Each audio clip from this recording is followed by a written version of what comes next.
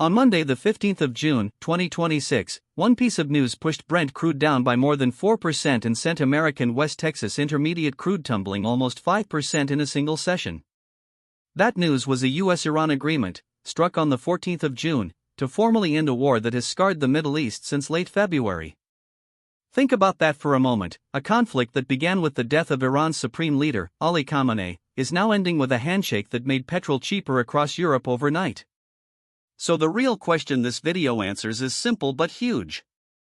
As the Iran-US war winds down, is the European Union quietly winning, or is Brussels being left out in the cold?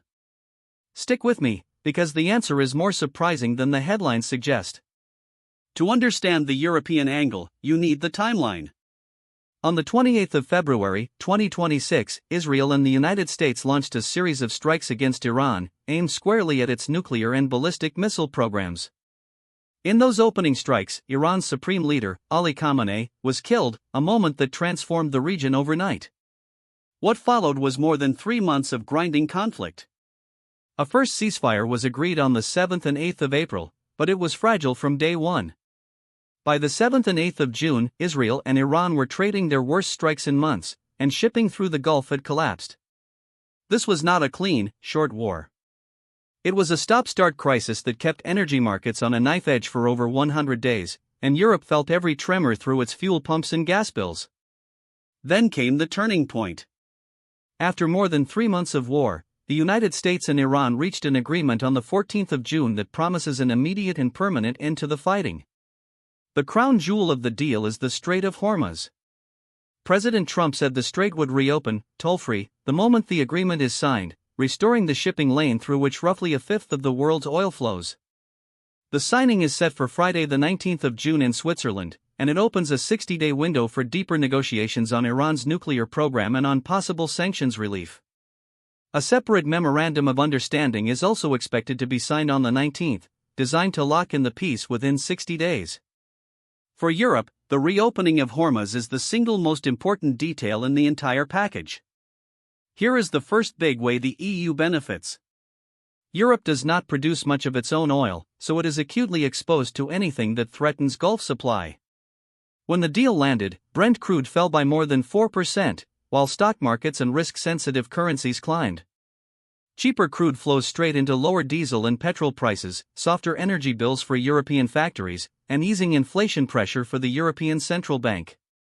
Commission President Ursula von der Leyen welcomed the agreement precisely because it should allow the immediate, toll-free reopening of the Strait of Hormuz. For an EU economy still nursing the scars of the energy shock that followed the war in Ukraine, a calmer Gulf and a flowing Hormuz are worth billions. In pure economic terms, peace in the Persian Gulf is a direct dividend for European households and businesses. The second advantage is diplomatic leverage.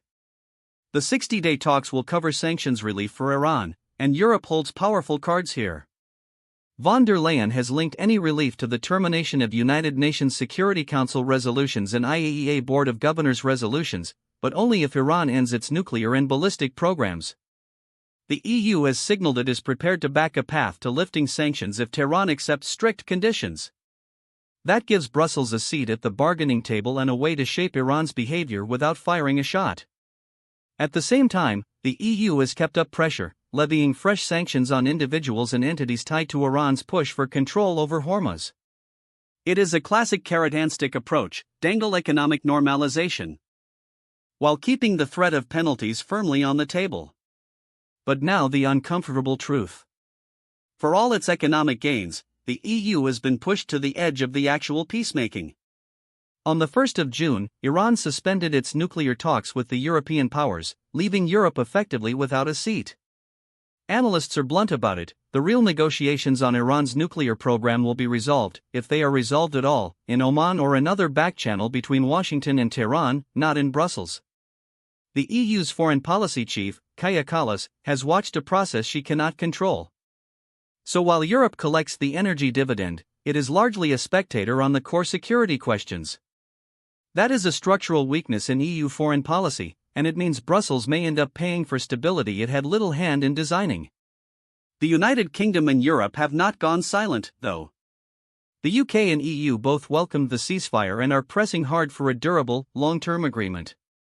Prime Minister Sir Keir Starmer has said British priorities are reopening the Strait of Hormuz and restoring freedom of navigation, the very things the 14th of June deal delivers.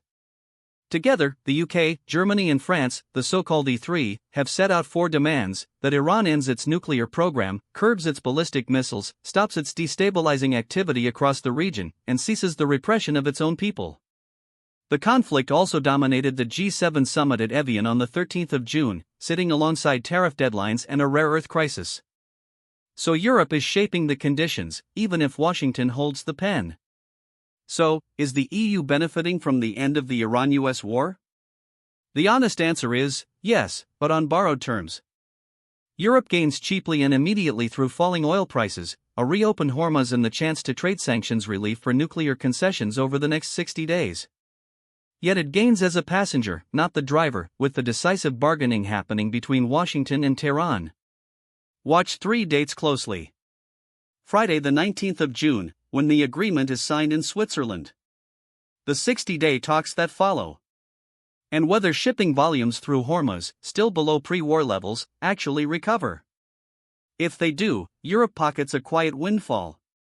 If the fragile peace cracks again, as it did in early June, Brussels will discover that being a bystander to war is no protection from its costs. That is the real 15th of June update.